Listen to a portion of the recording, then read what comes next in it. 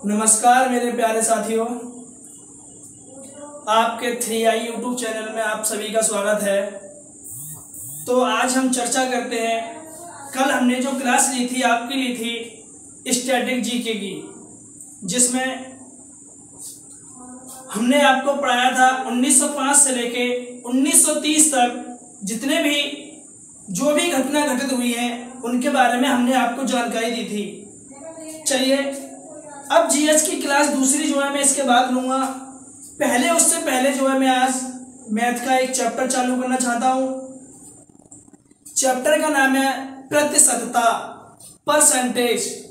तो चलिए आज सब्जेक्ट है आपका मैथ और मैथ में आपका चैप्टर है प्रतिशतता। चलिए आज के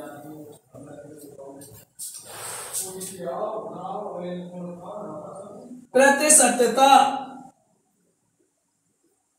तो देखिए प्रतिशतता प्रतिशतता क्या होती है। देखो पूरी प्रतिशतता में आपका मैं कोई फॉर्मूला यूज नहीं करूंगा, सिर्फ ट्रिक बेस देखना।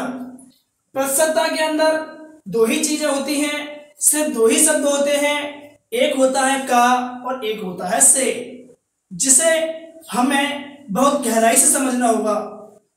यदि ये का और से का मतलब आपस में यदि आपको समझ में आ गया तो प्रतिशतता के अंदर ऐसा लगेगा कुछ भी है ही नहीं। तो देखना,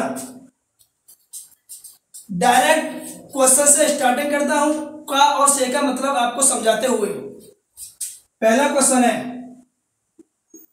40 50 का कितने प्रतिशत है। पहला क्वेश्चन ये हुआ 40 50 का कितने प्रतिशत है। दूसरा क्वेश्चन 40 50 से कितने प्रतिशत कम है। देखिए एक शब्द के अंदर, एक सवाल के अंदर आया आपका 40 50 का कितने प्रतिशत है, और दूसरे सवाल के अंदर देखिए 40 50 से कितने प्रतिशत कम है। देखिए सवाल एक है, सिर्फ फर्क कहां है, का और से का। फर्क कहां है, सिर्फ का और से का।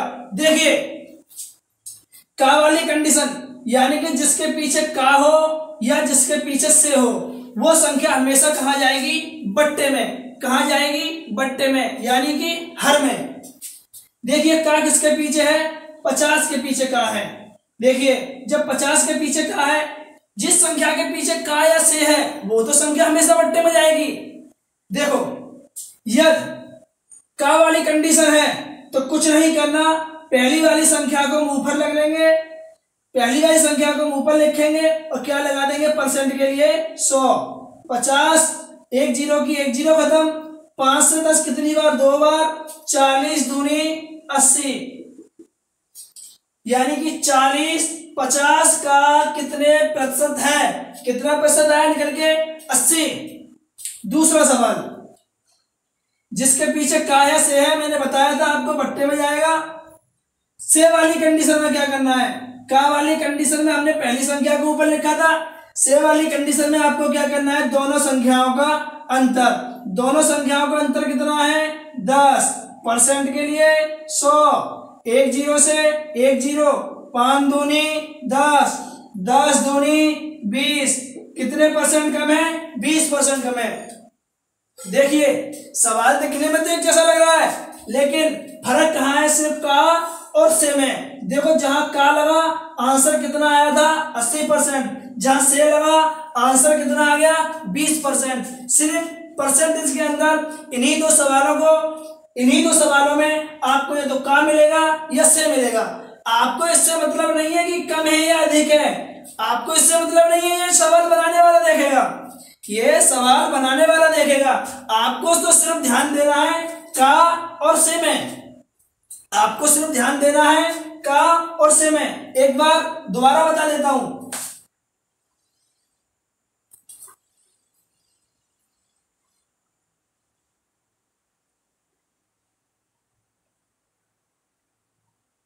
देखिए, चाहे तो आप इसे एक कोने में लिख लीजिए,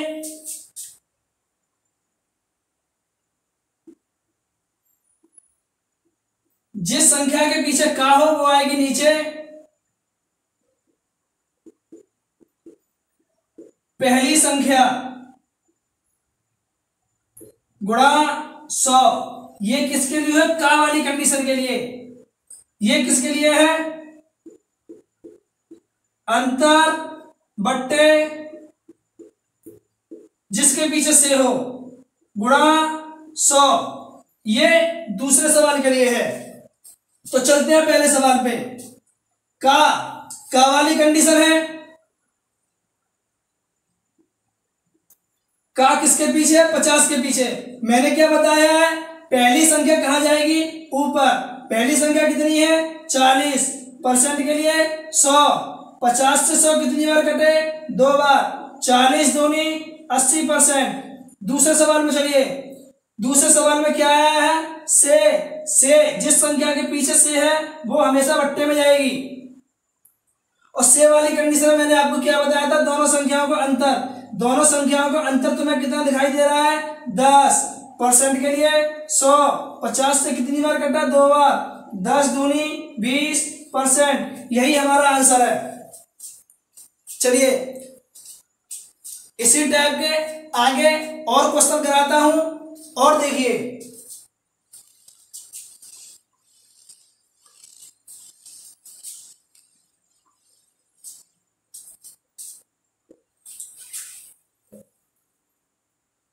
तीस 20 का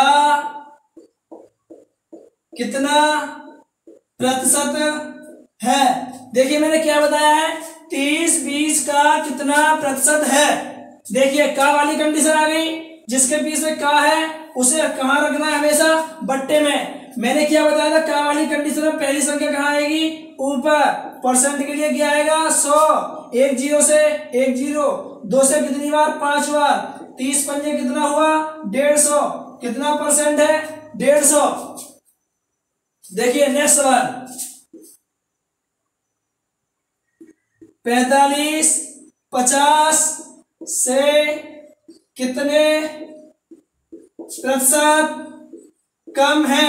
आपको ये नहीं देखना कम है या अधिक है। आपको तो सिर्फ क्या देखना है? से वाली कंडीशन है या का वाली कंडीशन है। सवाल को पूरे पढ़ने की जरूरत नहीं है।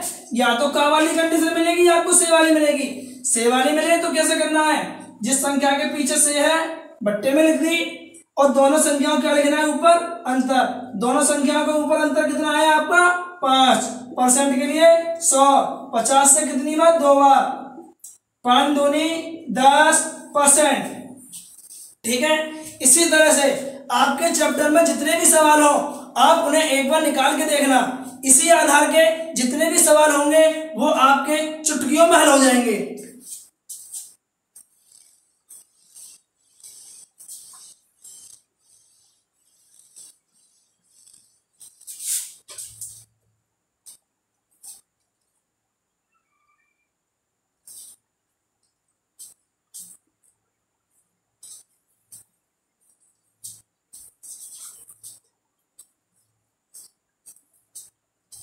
देखिए ये तो हुए पहले टाइप के सवाल। इसी में दूसरे टाइप के आपके सवाल आएंगे। वो कैसे करने हैं सवाल? देखिए नेक्स्ट सवाल देखिए।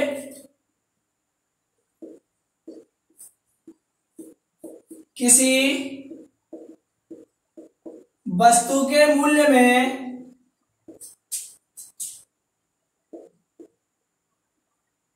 20% की कमी कर दी गई।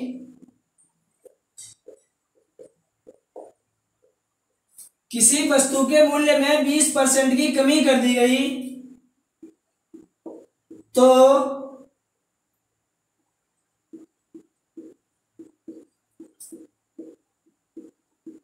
इसकी खपत में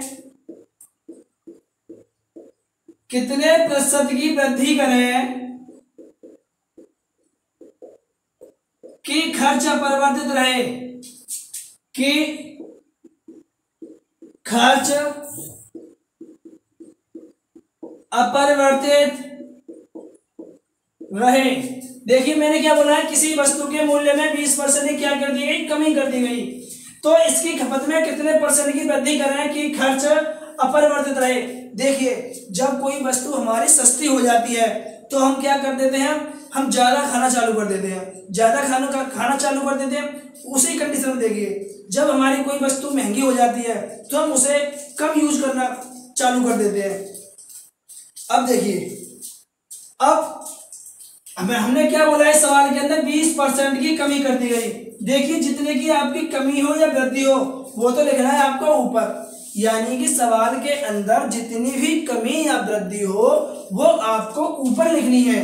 कहाँ लिखनी है, ऊपर। यह सवाल के अंदर कमी हुई है तो 100 में से घटा देना है, यह सवाल के अंदर वृद्धि हुई है तो आपको 100 में जोड़ देना है।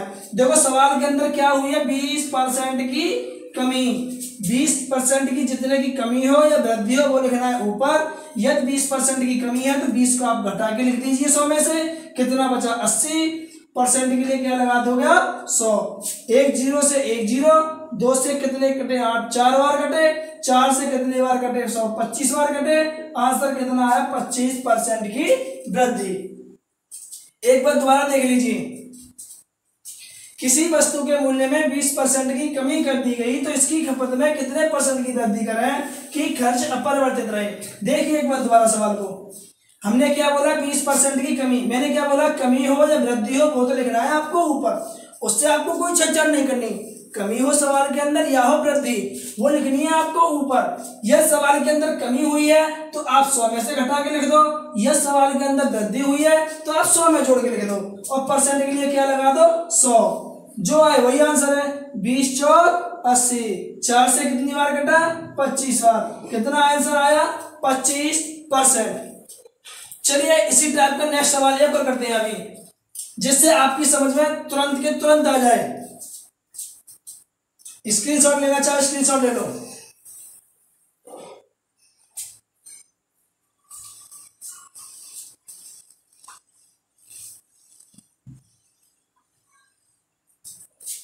नेक्स्ट सवाल,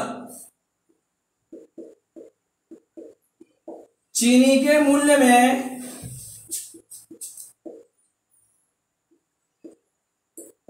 25% वृद्धि होने पर गृहिणी अपने खर्च में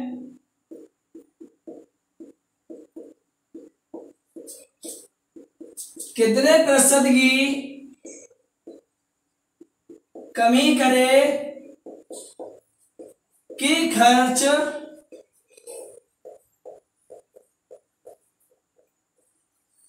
अपरिवर्तित रहे। अब देखिए यहां क्या हो गई, आपकी चीनी हो गई महंगी। जब चीनी महंगी होगी तो आप कम डालना चालू कर दोगे, सीधी सी बात है। देखिए मैंने क्या बोला है, यही बोला था जितने की कमी हो या वृद्धि हो वो लिखना है ऊपर। सवाल के अंदर क्या हुआ है, 25% की वृद्धि हुई है तो आप ऊपर लिख दो वृद्धि है या कमी है, इससे कोई फर्क नहीं है। यानी कि सवाल के अंदर जितना बोला जाए वो तो आपको ऊपर लिखना ही लिखना है। अब मैंने क्या बोला था नीचे, यदि सवाल के अंदर वृद्धि हो रही है तो आपको जोड़ के लिखना है 100 में, यदि सवाल के अंदर कमी हो रही है तो आपको 100 में से घटा के लिखना है। देखिए यहाँ सवाल के अंदर क्या हो रही है, वृद्धि, कितने की वृद्धि हो रही है 25 की, तो आप 100 में 25 जोड़ दो, कितना हुआ 125। बस कुछ नहीं करना, परसेंट के लिए क्या लगा दो 100, जो आए वही आंसर है। 25 से काटा 125 कितनी बार कटा 5 बार, 5 से काटा 100 कितनी बार कटा 20 बार। आंसर कितना आया आपका निकल के 20%। देखिए मैंने बोला था ना, जितने की वृद्धि करे आप 100 में वृद्धि कर दो, जितने की कमी करे आप 100 में से कमी कर दो, बस कुछ नहीं करना, आपको परसेंट के लिए 100 लगाना है। देखना अब इससे भी ज्यादा सिंपल कोई सवाल हो तो हमें बताइए, कमेंट करिए भैया। देखिए आपके कितने टाइप के सवाल हुए, 2 टाइप के सवाल हुए, तीसरे टाइप की ओर बढ़ते हैं बाबा।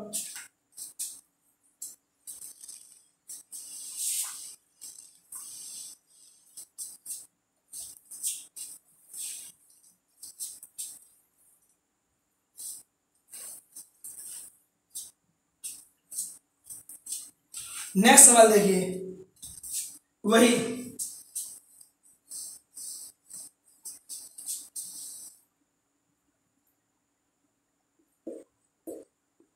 किसी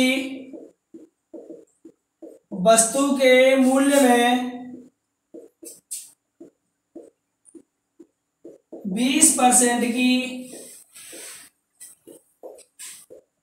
कमी कर दी गई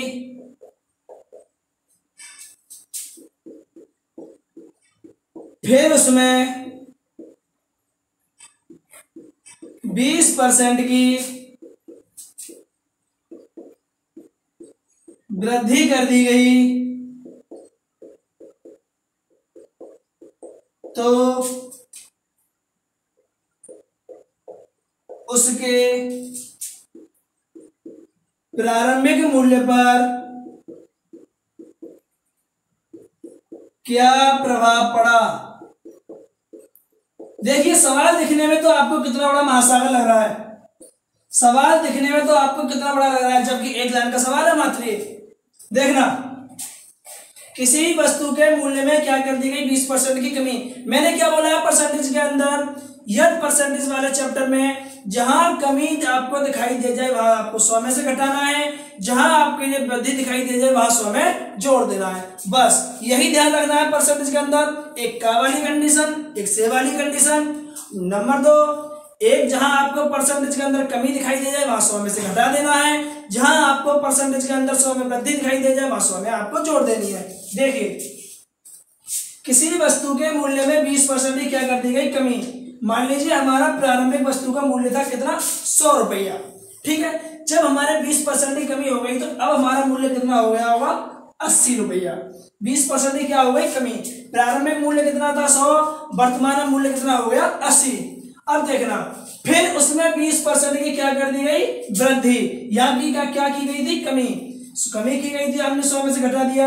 यहाँ क्या की गई है 20% की वृद्धि। आप कुछ मत करो, जहां वृद्धि की गई है आप 100 में जोड़ के लिख दो बस।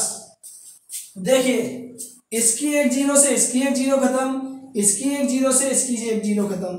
देखिए 10 की गुणा 10 में करीब कितना हुआ 100, 12 की गुणा 8 में करीब कितना हुआ 96। अब देखो प्रारंभिक वस्तु का मूल्य कितना था 100 रुपया, वर्तमान में कितना है 96 रुपया। तो देखो कितना कम आ रहा है 4% की कमी। ध्यान रखना यदि ये वैल्यू 100 से कम है, जितनी कम है वो आंसर है। यदि ये वैल्यू 100 से जितनी फालतू है, जितनी भी फालतू है आपका वो आंसर है। देखो यहां से 100 से एक कमी है तो कितनी कमी है 4 की, 4% की कमी। यदि यही आंसर कितना होता आपका 102 होता, मान के चलिए यहाँ हमारा आ रहा होता 100, यहाँ हमारा आ रहा होता 108, यहाँ कितना आ रहा होता हमारा 108। तो देखना यहाँ कितना फालतू आ रहा है 8, तो हमारा आंसर होता 8% की वृद्धि। फिर हमारा आंसर क्या होता 8% की वृद्धि। मैंने क्या बताया है, ये इस सवाल का आंसर नहीं है, मैंने तो बताया है आपको यदि इस तरह की संख्या 100 से कम आ जाए तो आंसर कैसे लिखना है, कितना कम है 4% की कमी है। मान के चलिए हमारा एक जगह 100 आ रहा है, दूसरी जगह आपका 108 आ रहा है, तो 100 से कितना फालतू है 8%। फिर क्या हो जाएगा 100 की वृद्धि, यानी कि हमारी जेब में 100 रुपए है और 108 रुपए हो जाए तो क्या होगी हमारे पास वृद्धि। कितने की वृद्धि 8 रुपए की वृद्धि। यहाँ क्या था हमारी जेब में 100 रुपए थे, अब कितने बचे हमारी जेब में 96 रुपए बचे हैं, यानी कि हमारा क्या होगा 4 रुपए की कमी, यानी कि 4% की कमी। सेम सवाल बना रहा हूं इसी टाइप का, ये सवाल अब आपको करना है। देखिए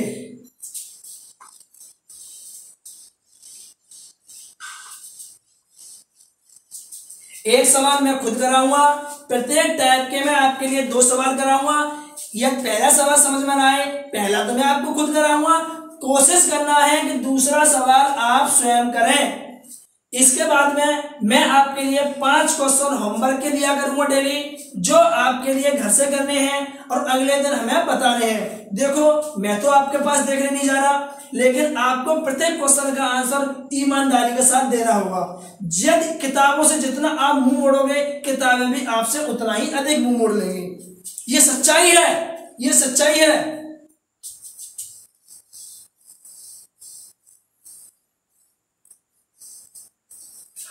यदि आपने कहावत भी सुनी होगी, इश्क करना है तो किताबों से करो, इश्क करना है तो किताबों से करो।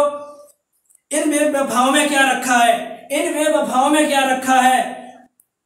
यदि ये किताबें बेवफा भी निकली तो तुम्हें काबिल बना के छोड़ेंगी, यदि ये किताबें बेवफा भी निकली तो आपको काबिल बना के छोड़ेंगी। तो चलिए नेक्स्ट सवाल पे।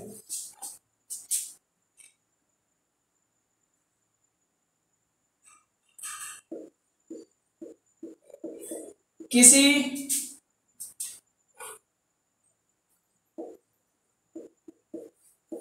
दूध के मूल्य में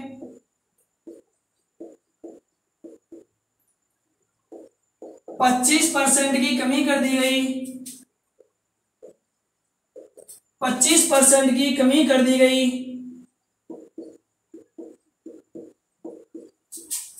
फिर उसमें 25% की वृद्धि कर दी गई, 25% की वृद्धि कर दी गई, तो दूध के मूल्य पर क्या प्रभाव पड़ा?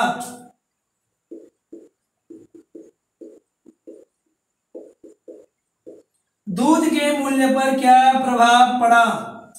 देखिए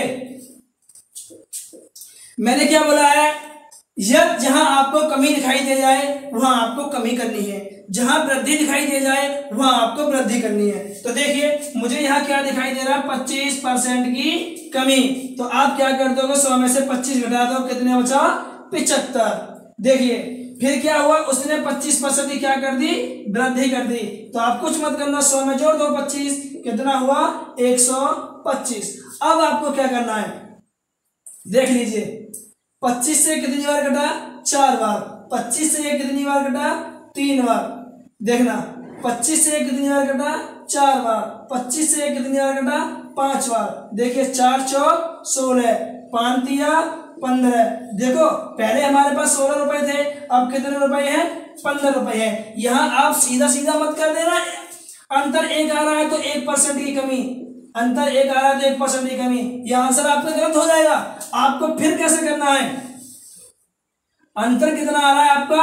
1 रुपए की तो हानि हो रही है, आपके पास 16 रुपए थे, अब आपके पास 15 रुपए बचे हैं। कितना रुपया कम हो गया आपकी जेब में? 1 रुपया। आपके पास पहले कितने रुपए थे? 16 रुपए। बस क्या निकालना है? परसेंटेज निकाल लेना है, जो आए वही आंसर है। 4 से काट दो 4 बार, 4 से काट दो कितनी बार? 25 बार। आंसर कितना आया? 25/4%। या सही बट्टे बना लो, 6 सही 1/4% की क्या हो गई? कमी। आंसर क्या आएगा? कमी या वृद्धि का पता आप कैसे लगाओगे? यदि ये वैल्यू आपकी इससे कम आ रही है तो सवाल का आंसर कमी होगी, यदि वैल्यू इससे बड़ी आ रही है तो आपका आंसर में क्या होगी? वृद्धि होगी। चलिए नेक्स्ट टाइप के सवाल पे अब दोबारा चलते हैं। स्क्रीनशॉट लेना, स्क्रीनशॉट ले लो।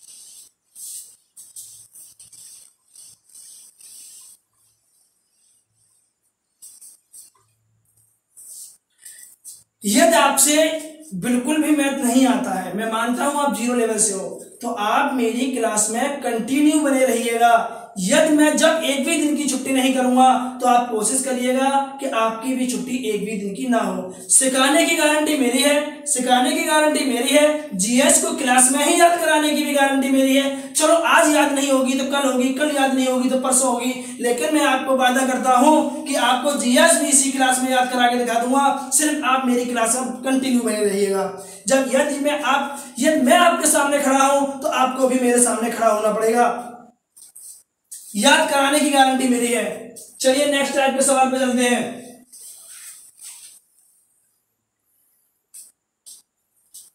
देखिए अब चलते हैं परीक्षा वाले सवाल पे, परीक्षा वाले सवाल पे।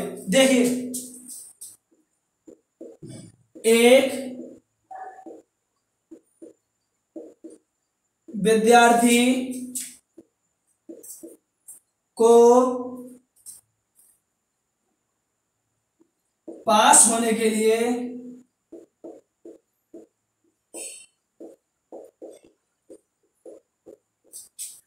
33% अंकों की आवश्यकता होती है। 33% अंकों की आवश्यकता होती है।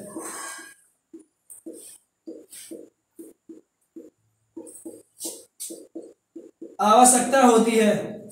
एक अन्य विद्यार्थी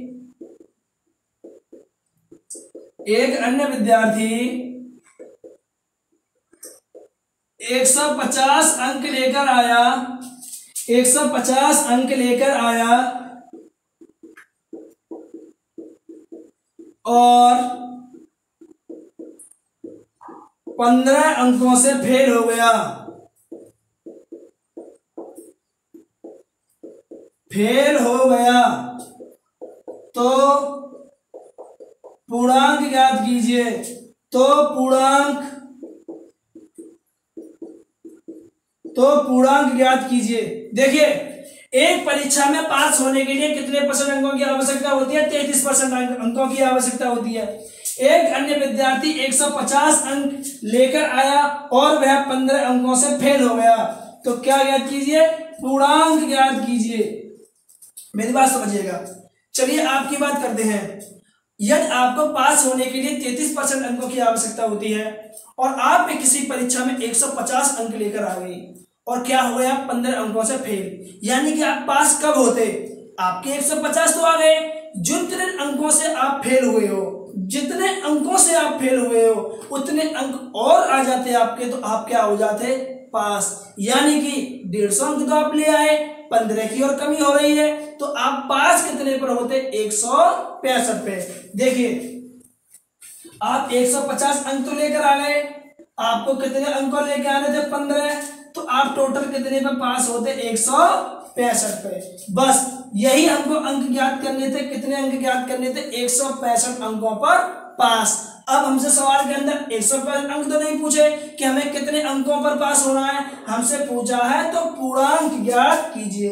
यदि ये पूछता कि आपको पास होने के लिए कितने अंक चाहिए, 150 तो आप ले आए, 15 अंकों से आप फेल हो गए, 15 अंकों से आप फेल हो गए, 150 आप ले आए, 15 से फेल हो गए, तो कितने अंक चाहिए आपको? 165। देखिए, तो आपके 33% की वैल्यू कितनी निकल के आ गई? देखो, यहां पर भी आप पास हो गए और यहां पर भी आप पास हो गए, तो 33% की वैल्यू कितनी हो गई? 165। अब आपको क्या करना है? पूर्णांक पूछा है ना, बस इस परसेंट को हटा देना है और क्या लगा देना है? 100।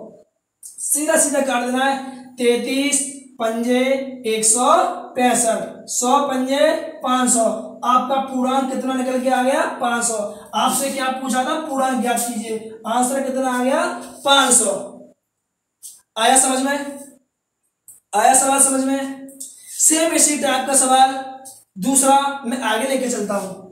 एक बार स्क्रीनशॉट ले लो।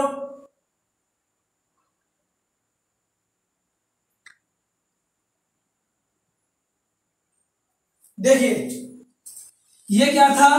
अंक कम लेकर आया और क्या हो गया? फेल। अब इसी में हम नेक्स्ट सवाल लेके चलते हैं। एक विद्यार्थी को पास होने के लिए कितने परसेंट अंकों की आवश्यकता होती है? 45% अंकों की आवश्यकता होती है। एक अन्य विद्यार्थी 200 अंक लेकर आया। एक अन्य विद्यार्थी 200 अंक लेकर आया और वह पास होने के लिए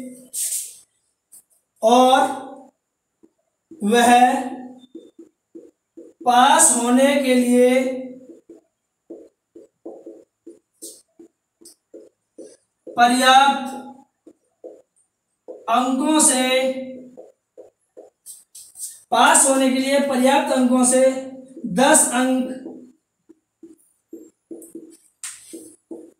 अधिक प्राप्त किए तो पूर्णांक ज्ञात कीजिए। देखिए, इस सवाल में और उस सवाल में क्या अंतर है? यहां अंक अधिक ले आया, वहां अंक कम लेकर आया था। सवाल एक ही टाइप के हैं। देखना, अब देखना वो अंक कितने लेके आया है? 200। 200 में कितने अंक फालतू ले आया? वह 10 अंक फालतू ले आया। वह कितने अंक फालतू ले आया? 10। यानी कि यदि वो 10 अंक कम लेकर आता फिर भी वो पास हो जाता। यह 20 कर लो। देखना, एक विद्यार्थी को पास होने के लिए 45% अंकों की आवश्यकता होती है। एक अन्य विद्यार्थी 200 अंक लेकर आया और वह पास होने के लिए पर्याप्त अंकों से 20 अधिक प्राप्त किए तो पूर्णांक ज्ञात कीजिए। यानी कि देखिए, यदि वो 200 अंक लेके आया है, यह कितने अंक कम लेके आया था? 20 अंक कम लेके आया था। यानी कि उसे कितने अंक लेके आए थे? 180। यदि वो 180 अंक भी ले आता फिर भी पास हो जाता। क्या ले आता? 180 अंक। तो आपकी वैल्यू कितनी हुई? 45% की वैल्यू कितनी हुई? 180। देखिए 45% की वैल्यू कितनी हुई? 180। आपको क्या निकालना है? पूर्णांक निकालना है। पूर्णांक के लिए परसेंट हटाओ, क्या लगा दोगे आप? 100। देखिए 9 से काट लो, 9 पंजे 45, 9 से काट लो 9 दूनी 18, 5 से काट लो, कितनी बार कटा? 4 बार। कितना हुआ? 4 है। 4 के पीछे कितनी जीरो है? 2। लगा दो, आंसर कितना आया? 400। उतार लिया? एक बार स्क्रीनशॉट ले लो। ले लिया? चले चलते आगे। अब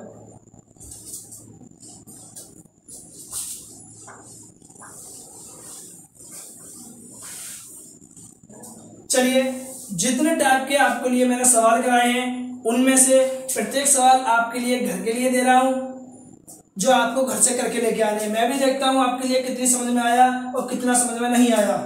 देखो, प्रत्येक क्वेश्चन का आंसर आपको ईमानदारी से देना है, क्योंकि मैं आपके साथ तो हूं नहीं जो मैं आपके पास बैठ के देख रहा हूं कि आप पीछे से देख के निकाल रहे हो या फिर आप अपनी समझ से निकाल रहे हो। देखना, होमवर्क का पहला क्वेश्चन है HW। पहला क्वेश्चन,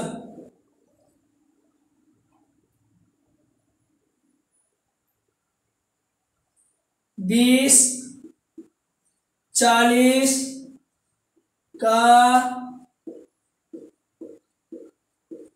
कितने प्रतिशत है? पहला सवाल हुआ। दूसरा सवाल,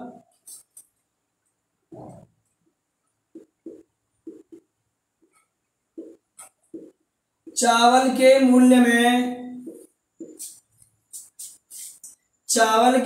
में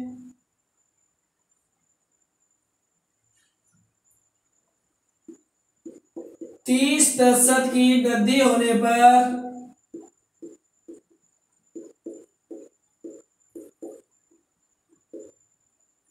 पर गृहिणी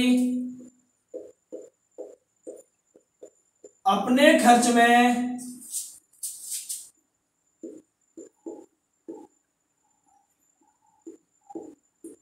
कितने प्रतिशत की कमी करे कि खर्च ना बढ़े? तीसरा क्वेश्चन,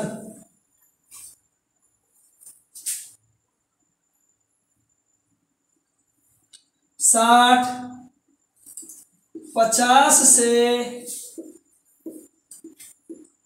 कितने प्रतिशत अधिक है? चौथा क्वेश्चन,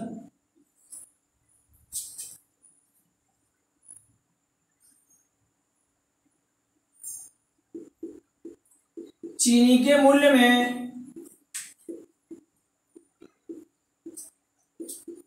10% की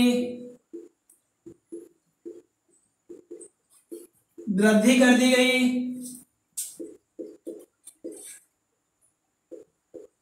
तथा अंत में 10% की कमी कर दी गई, तो चीनी के मूल्य पर क्या प्रभाव पड़ा? चौथा क्वेश्चन।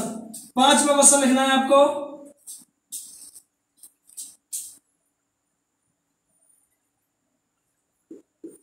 एक छात्र को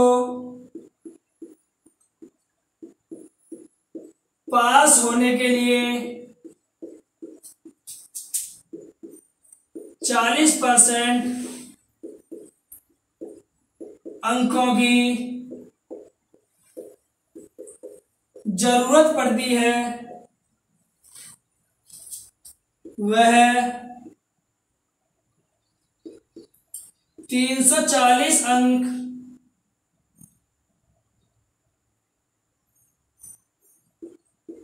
लाया,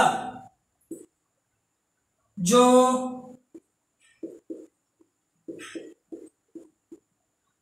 पास होने के लिए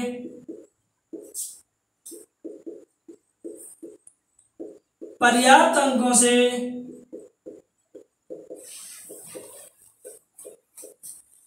20 अंक अधिक थे। 20 अंक अधिक थे तो